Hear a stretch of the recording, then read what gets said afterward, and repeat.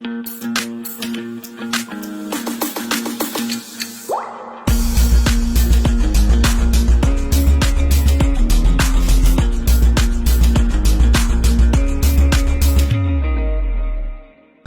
adlaw, Bibsonistas, I'm Demi Brian Longa, your host for this new episode of Pillar Paul, Anong Say ng People. Today is a special day for our graduating Bibsonistas as they are officially confirmed with their academic degrees. So for this episode, makichika ta sa ilaha kung unsay ang buhaton after sa ilang graduation today. Ready na ba mo maminaw sa ilang mga plano? Tara, ubanin ko ninyo!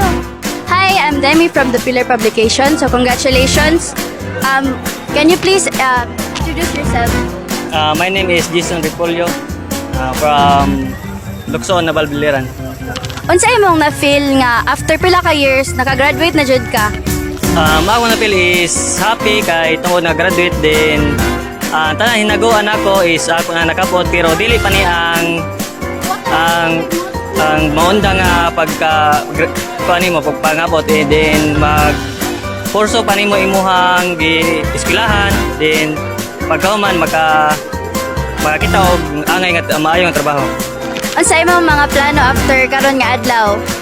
Karon nga adlaw is magbanding sila sa family or kung maghanda man or kung pwede pagkaugma din mga classmate na po siguro or magbanding-banding ba sila then pagka humanani is magkuan sa pahuway then kung kaya na magngita og trabaho din mo to magngita og trabaho. Thank you po. Hi, I'm from the Congratulations. Thank you. Can you please? My name is Jill Roberto from BSO. So ang question kay, how does it feel na after ilang ka year graduate na ka? So as a nursing graduate, I can state that receiving my nursing degree is a great experience and fulfilling. Since for the past 4 years, I was able to survive this course, which required a dedication, hard work, and perseverance. And knowing that I will also be able to gain enough knowledge and skills for us, which is crucial for us because we'll be able to build with our patients. So we are thankful to our supervisor teaching us to become who we are today because in the future we'll be able to provide a compassionate and a holistic approach to our patients. So thank you to our supervisors and the Hi, I'm Demi from the Pillar Publication. Congratulations. Can you please introduce yourself first? My name is Lordwin Ando. My course is BS Forestry. Okay. Unsa imong na-feel after ka ni-graduate? Malipayon kayo ug mapasalamaton sa Ginoo ug sa mga ginikanan mao ang na-feel. Unsa imong plano after karon nga adlaw? Kahuman karon mouli na sa balay ug mag-celebrate gamay nay ma-celebrate. Mo lang to. Congratulations. Thank you po. Hi, I'm Demi from the Congratulations. My name is Dr. Sandoval. I am from Bachelor Education Medium Social Studies. I just recently concluded myself as one of the graduates with ilang honors. How does it feel na after pila ka years graduate na ka karon?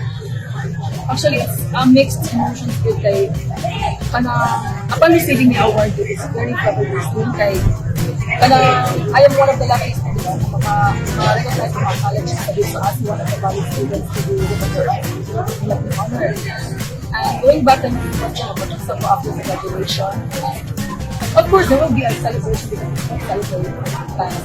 Pero nga pa dyan forefront dyan sa goal dyan after graduation, I will be having my review for December. And also sa Pagkulating December is because I really wanted to pursue teaching. Because kana silang duha ka ng personalities is one of my idols here in the field of education. And hopefully, we will go in God's way, in God's most time dyan. Kung ito din niya nga word pastor. Salamat. I am Dan Oliver Armontes from Bachelor of Science of Computer Engineering and I'm proud to say I finally did it. So ang first question na mo kay, How does it feel nga pila ka years naka-graduate na good ka? Kuan kaning para sa kuha kaning feel ako nga murag accomplish na ko sa akong kuan ba nga for the 4 years nga with blood and tears nga gibuhat nimo tanan mga kuan makaya para mapasar nimo ang course na engineering, which is engineering, di pa basta-basta engineering. And kuan kaning murag lipay ko kayo nga nakalagpas ko ani nga stage, which is the education. After ani reality na. So, karon nga official graduate ka na. Unsa man imong mga plano? Unsa man imong buhaton? After ani tagay. Charot. Kuan kaning tambay lang sa siguro mga pila ka months kay mag-invest ko sa akong kagalingon nga skills ba.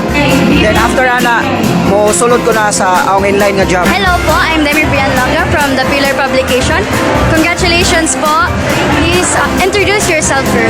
I am Rodeline Ponsa, a graduate of Bachelor of Science in Business Administration, major in Financial Management.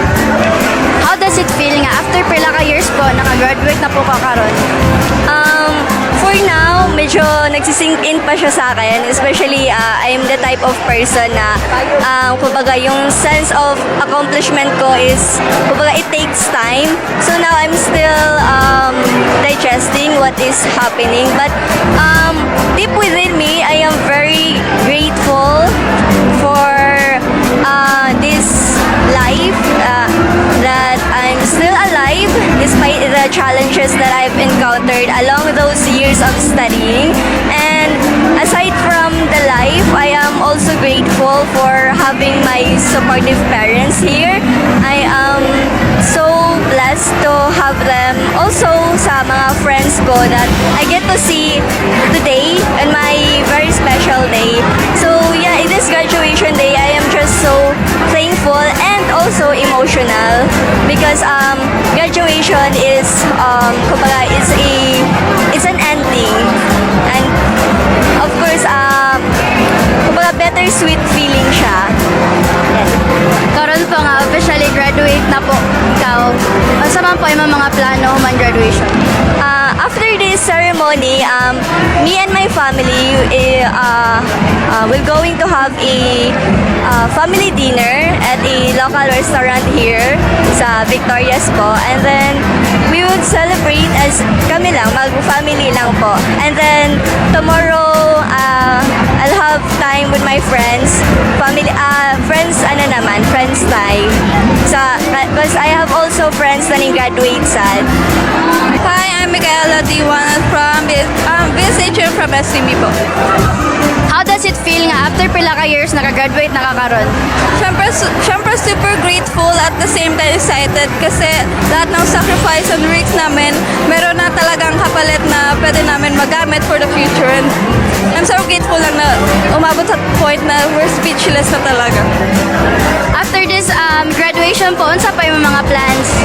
Siyempre po una, celebration with the family kasi after this, siyempre work na, busy na masyado yung mga graduating. So, I guess yun lang muna, celebrating tapos more time for the family. I'm Ancha Miracho from Kabuokan, Leyte, 23 years old. How does it feel nga after pila ka years naka-graduate na jud ka karon? Pila-pila ka tuig nga ako gihandog nga graduate ko karon tuig para ni sa akong family, akong parents. Then from the future now, gusto ko pagtapos ng uniform personnel. Karon nga officially nga nag-graduate na ka, unsay imong mga plano today after ang graduation? After 10 years, I will become a uniform personnel. Then after that, I will pass the board exam for after done of exam of Amisay. Sorry. Kuman ani nga event bagon sa ban mo? Bagon sa man ka? Sa imong plan? Mag-review po. Mag-review. We heard you graduate. It sure was nice to hear all your plans. Congratulations, and we wish you success as you embark on your new journey of your lives. This has been your host, Demi Brian Longa, ug kini ang Pilar Paul. Anong say ng people?